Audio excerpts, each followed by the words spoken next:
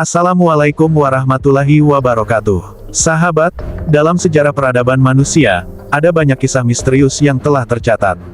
Salah satunya adalah kisah tentang Ya'juj dan Ma'juj, dua bangsa yang disebut dalam Al-Quran dan hadis sebagai tanda besar menjelang hari kiamat. Siapa mereka sebenarnya? Bagaimana kisah mereka dalam ajaran Islam?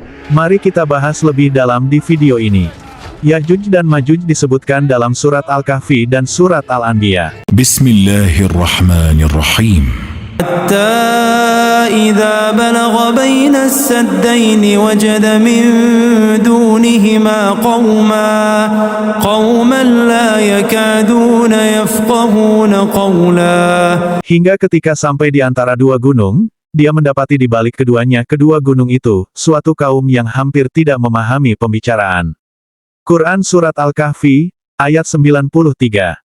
Qalu ya dzal qarnaini inna ya'juj wa ma'juj mufsiduna fil ardh fahal naj'alu laka kharjan 'ala an taj'ala bainana wa bainahum sadda. Mereka berkata, wahai Zulkarnain, sesungguhnya Ya'juj dan Ma'juj adalah bangsa pembuat kerusakan di bumi. Bolehkah kami memberimu imbalan agar engkau membuatkan tembok penghalang antara kami dan mereka?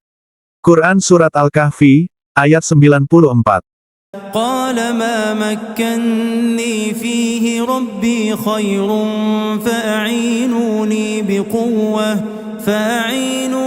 biquwwatin aj'al bainakum wa bainahum radma. Dia, Zulkarnain, berkata, apa yang telah dikuasakan kepadaku oleh Tuhanku lebih baik daripada apa yang kamu tawarkan. Maka, bantulah aku dengan kekuatan agar aku dapat membuatkan tembok penghalang antara kamu dan mereka. Quran Surat Al-Kahfi, ayat 95. Atuni zubaral hadid, hatta idza sawa baina as-sadafaini qala anfukhu. حتى إذا جعله نارا قال آتوني أفرغ عليه قطرا.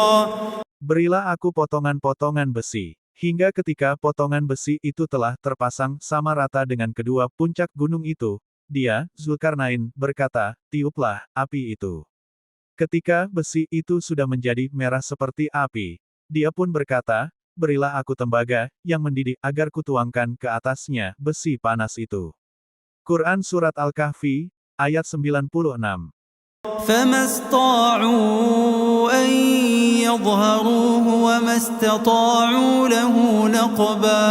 Maka, mereka Ya'juj dan Ma'juj tidak mampu mendakinya dan tidak mampu pula melubanginya.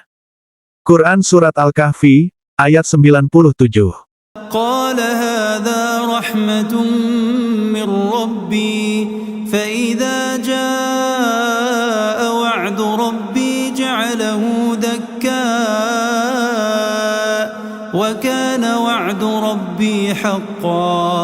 Dia, Zulkarnain, berkata, tembok ini adalah rahmat dari Tuhanku. Apabila janji Tuhanku telah tiba, dia akan menjadikannya hancur luluh. Janji Tuhanku itu benar. Quran Surat Al-Kahfi, ayat 98. Lalu, apa yang terjadi ketika mereka keluar? Dalam hadis, Rasulullah menjelaskan bahwa Ya'juj dan Ma'juj akan keluar dengan jumlah yang sangat banyak. Mereka akan menyerang dari setiap tempat yang tinggi, menghancurkan segala sesuatu di hadapan mereka. Kaum muslimin pada waktu itu akan merasa sangat terancam. Dalam hadis ini, Nabi Muhammad menjelaskan bahwa Ya'juj dan Ma'juj akan muncul setelah turunnya Nabi Isa, Yesus, ke bumi, sebagai salah satu tanda besar hari kiamat.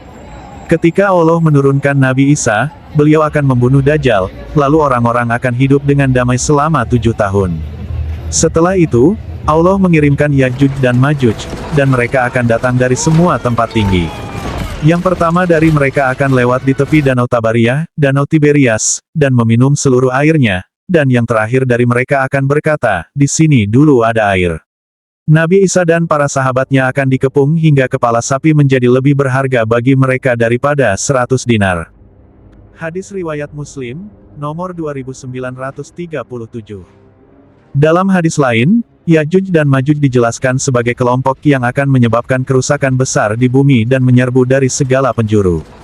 Nabi datang kepadaku dengan wajah memerah, seraya bersabda, La ilaha illallah, celakalah orang-orang Arab dari kejahatan yang sudah dekat. Hari ini dinding Ya'juj dan Ma'juj telah terbuka sebesar ini, beliau memberi isyarat dengan melingkarkan jari telunjuk dan ibu jarinya. Aku, Zainab bertanya, wahai Rasulullah, apakah kita akan binasa padahal di tengah-tengah kita masih ada orang-orang saleh? Beliau menjawab, ya, apabila keburukan telah merajalela. Hadis riwayat Bukhari nomor 3346 dan hadis riwayat Muslim nomor 2880. Setelah Ya'juj dan Ma'juj menyebabkan kehancuran di seluruh bumi, Nabi Isa dan para pengikutnya akan berdoa kepada Allah agar menyelamatkan mereka. Allah kemudian akan mengirimkan bala bencana untuk membinasakan Ya'juj dan Ma'juj. Kemudian, Nabi Isa dan para sahabatnya akan berdoa kepada Allah, dan Allah akan mengirimkan ulat-ulat ke leher mereka, Ya'juj dan Ma'juj, sehingga mereka akan mati seketika seperti matinya satu jiwa. Kemudian Nabi Isa dan para sahabatnya akan turun dari gunung, namun mereka tidak akan menemukan tempat di bumi yang tidak dipenuhi dengan bangkai dan bau busuk dari Ya'juj dan Ma'juj. Hadis riwayat Muslim nomor 2937. Misteri Ya'juj dan Ma'juj mungkin masih belum terungkap sepenuhnya. Namun, sebagai umat Islam, kita percaya bahwa semua yang diceritakan dalam Al-Quran dan hadis adalah kebenaran. Semoga kita semua diberi kekuatan untuk tetap berada di jalan yang lurus dan mempersiapkan diri untuk akhir zaman. Terima kasih telah menonton video ini. Jangan lupa untuk like, subscribe, dan aktifkan notifikasi agar tidak ketinggalan video menarik lainnya. Wassalamualaikum warahmatullahi wabarakatuh.